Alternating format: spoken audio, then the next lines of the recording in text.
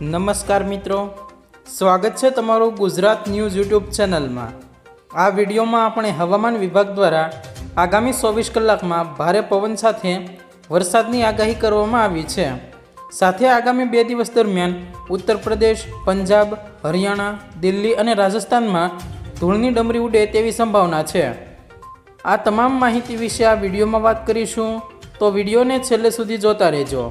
તે પહેલાં જો તમે અમારી ચેનલમાં નવા છો તો નીચે લાલ કલરનું સબસ્ક્રાઈબ બટન આપેલું છે, તેને દબાવી બાજુમાં રહેલા ઘંટડી બટનને પણ દબાવી દેજો, જેથી અમારા આવનારા તમામ વિડીયોની માહિતી તમને મળતી રહે। મધ્ય ગુજરાત પર સાયક્લોનિક સર્ક્યુલેશન અને કચ્છ, સુરેન્દ્રનગર અને ગુજરાતમાં 2 દિવસ હીટવેવનું યલો એલર્ટ આપવામાં આવ્યું છે।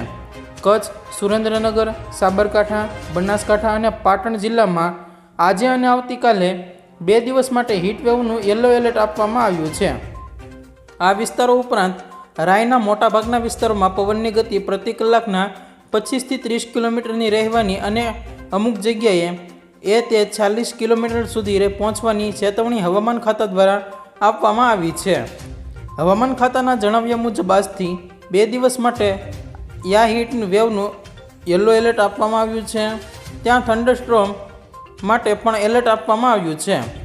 દરમિયાનમાં આજે સવારે મધ્ય ગુજરાત અને તેની આસપાસના વિસ્તારોમાં દરિયાની સપાટીથી 3.1 કિલોમીટરની માંડી 5.8 કિલોમીટરની ઊંચાઈ સાયક્લોનિક સર્ક્યુલેશન છવાયું છે અને તે આગામી 2-3 દિવસમાં પ્રભાવશાળી બનશે।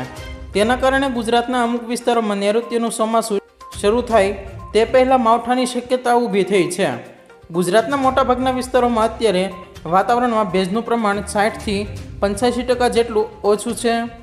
આકાશમાં અને સેન્ટરોમાં ભેજવાળા વાદળો જોવા મળે છે અને તેના કારણે ચોમાસું વરસાદ પડી જાય તેવું લાગે છે।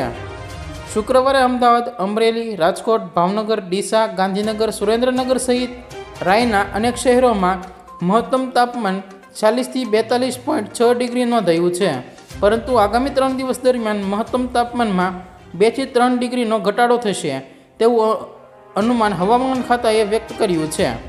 જો મિત્રો તમને આ વિડીયો પસંદ આવ્યો હોય તો વિડીયોને લાઈક કરો, તમારા મિત્રો સાથે શેર કરો અને ચેનલમાં નવા છો તો ચેનલને સબસ્ક્રાઈબ જરૂર કરી લેજો।